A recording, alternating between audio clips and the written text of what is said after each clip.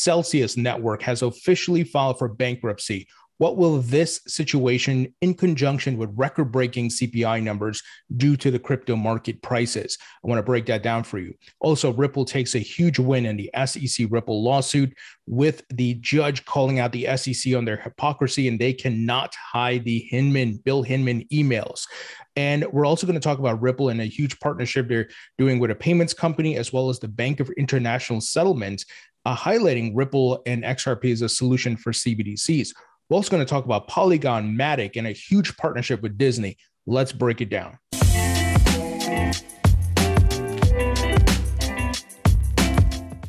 Welcome back to the Thinking Crypto podcast, your home for cryptocurrency news and interviews. If you're new here, please hit that subscribe button, as well as the thumbs up button, and leave a comment below. If you're listening on a podcast platform, please give me a 5-star rating. Quick word from our sponsor, and that is Link2, which makes private equity investment easy. Link2 is democratizing the process, allowing individual accredited investors to be able to access and get equity to crypto companies and tech companies. Previously, you had to be part of a venture capital firm or some large hedge fund.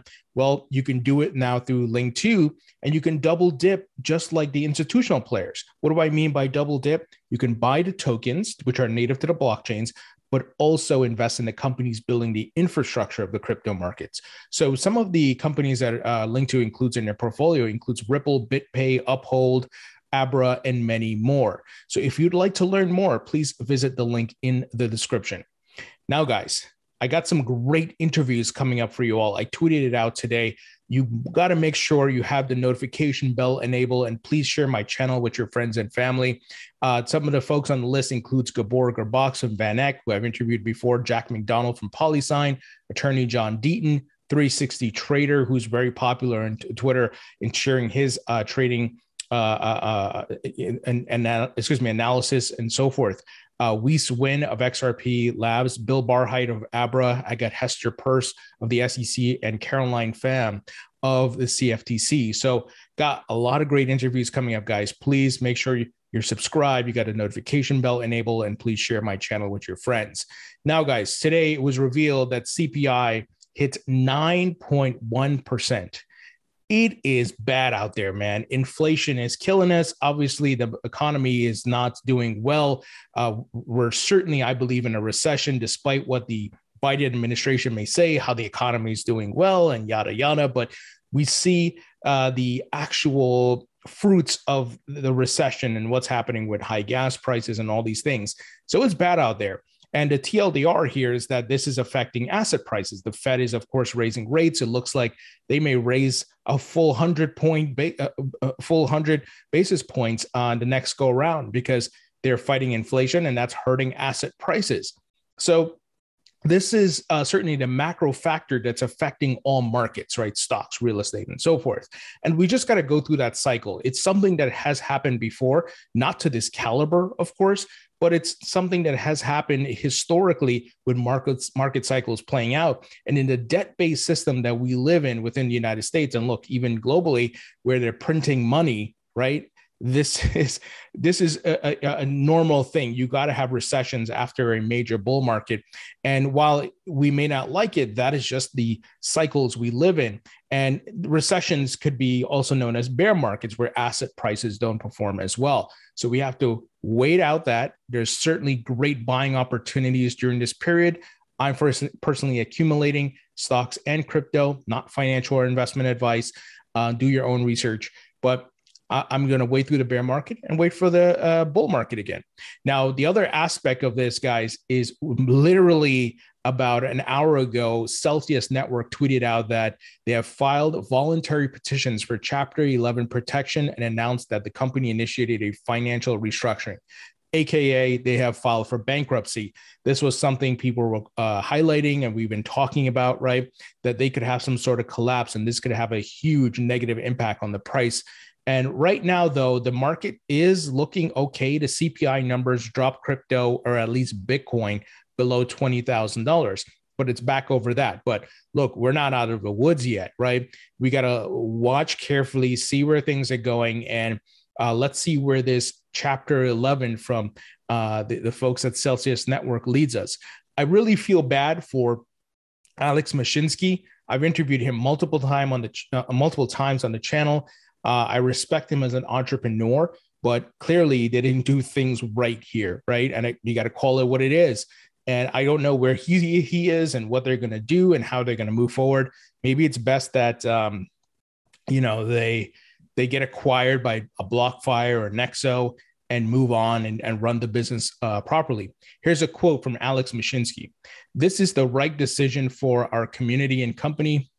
He said, "We have a strong and experienced team in place to lead Celsius through the process. I'm confident that when we look back at the history of Celsius, we will see this as a defining moment. We're acting with resolve and confidence, serve the community, and strengthen the future of the company." Well, let's hope so, because this is certainly not good. They were super over leveraged, obviously taking a lot of risk, and I get it. The incentive was there in the bull market to offer higher yields, but at what cost, right? And we're seeing what the cost is: the potential for liquidation and not being able to support their users. So not good. So let's keep a close eye on this. It's in a way it's good. It's kind of going through this formal process versus we didn't know anything, and then all of a sudden there was a collapse, right? It could have been much worse, but certainly not a great situation at all.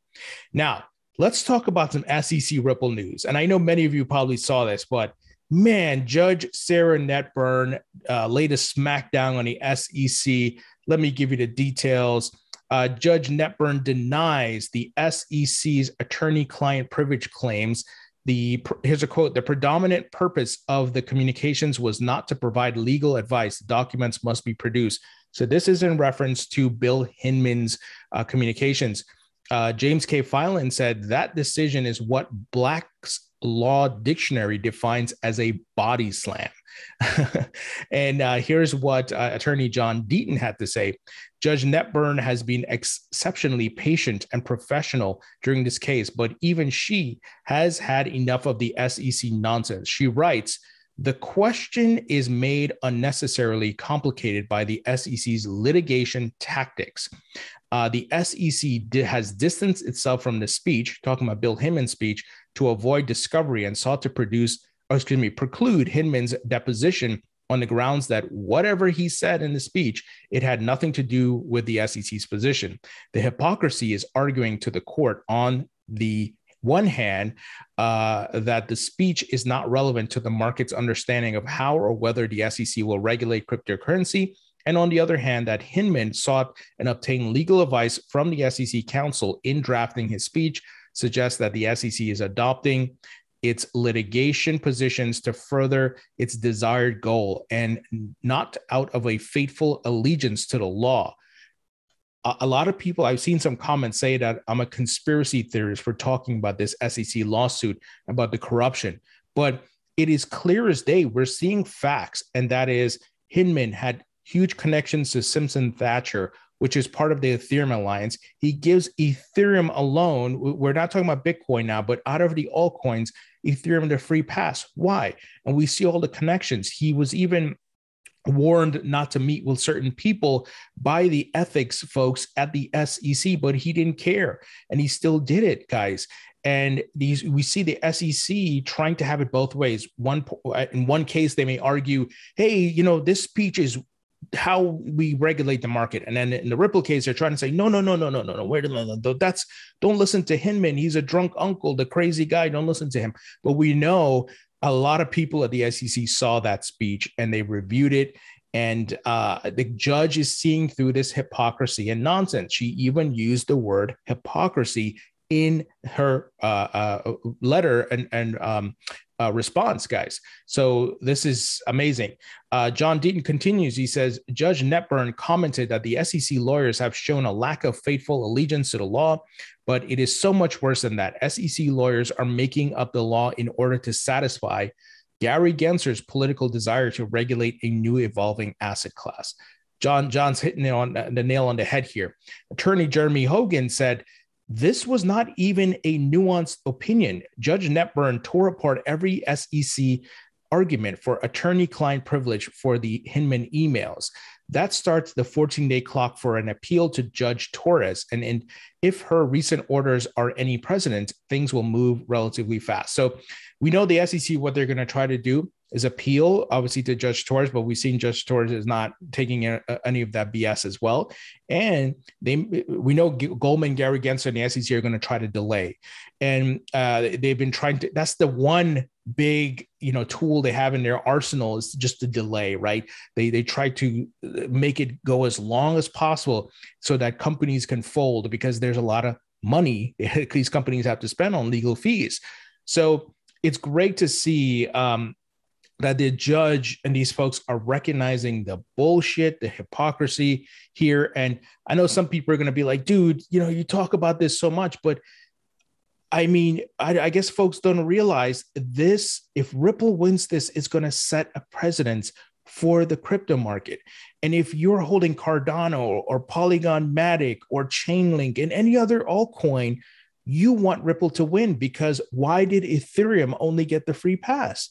Think about it, right? These other companies are waiting for clarity. There's great companies out there. Look at the basic attention token with the Brave browser. They're waiting for clarity, right? So it's just unbelievable that some people can't realize that this is more than just Ripple and XRP. This is clear conflict of interest and corruption here by the SEC. And Gensler is trying to shake down these companies for money. Look what he did to BlockFi and others.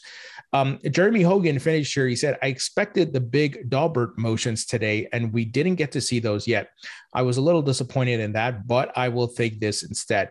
This is huge, guys. This is a big win for Ripple.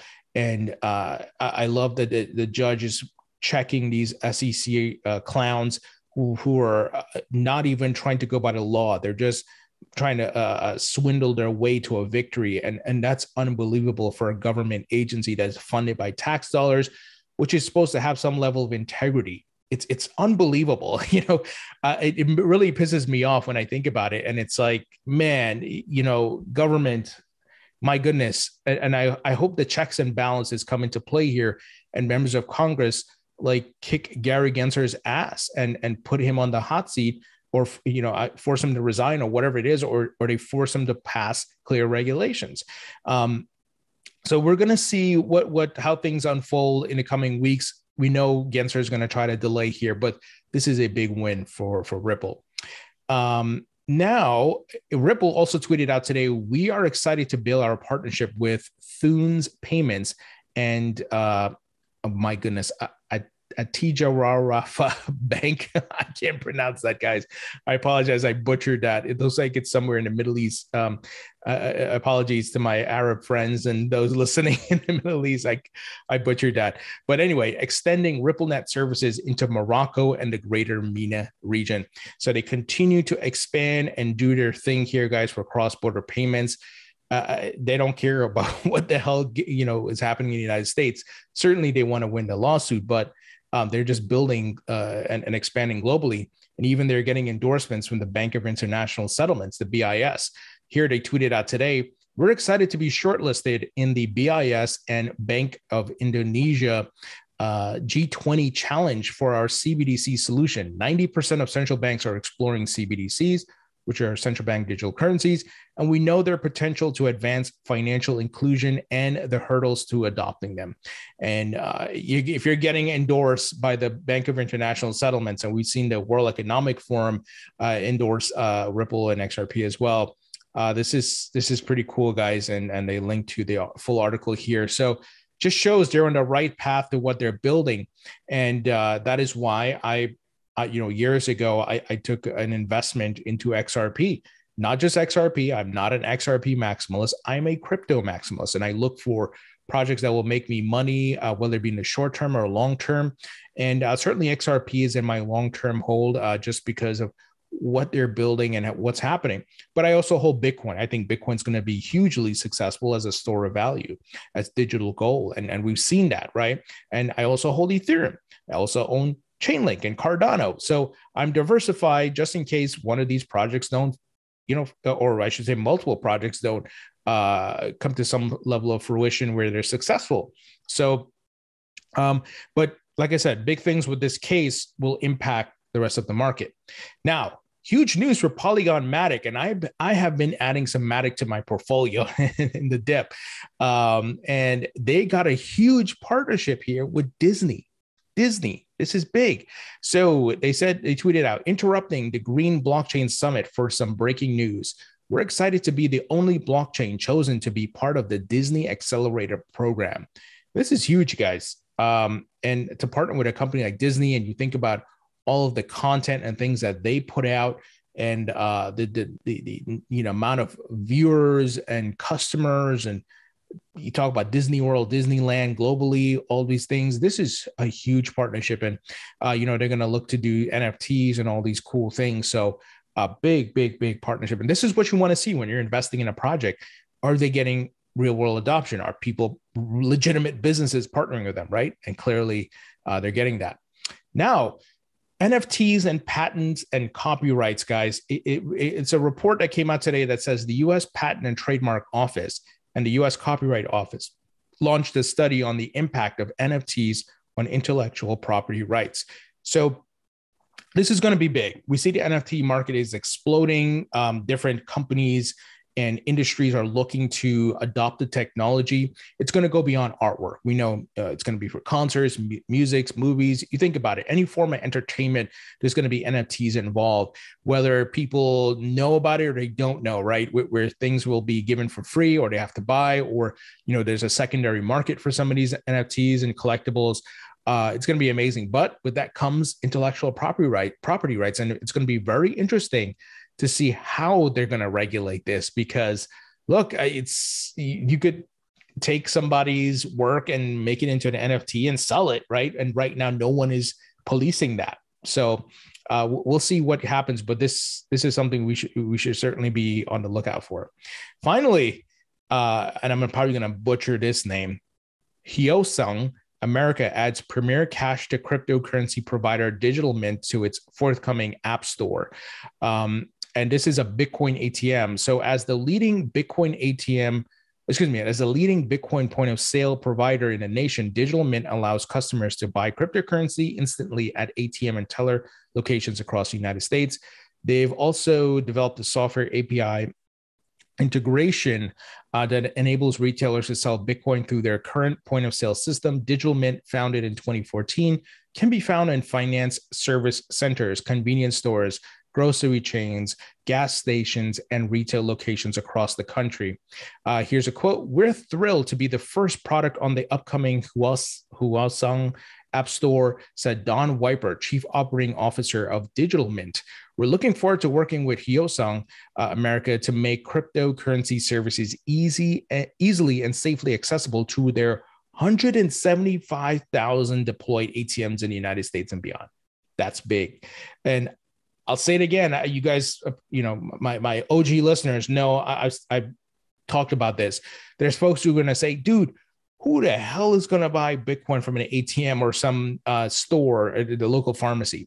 Well, certain older generations and people who are comfortable with that. Remember, not everybody is of the same mindset, demographic, and so forth. Not everybody lives in the same type of infrastructure, even in the United States, right? But these on and off ramps that are being built for all aspects of society, all people from all walks of life. This is huge. This is huge, guys. It's going to open the door for when we hit mass adoption, and then you have everybody turning bullish and like, oh, I got to own some Bitcoin or whatever. But I don't know how to use this exchange or whatever, but I know I can go to this local store that I go to every day or every week or whatever, and I can buy it from there.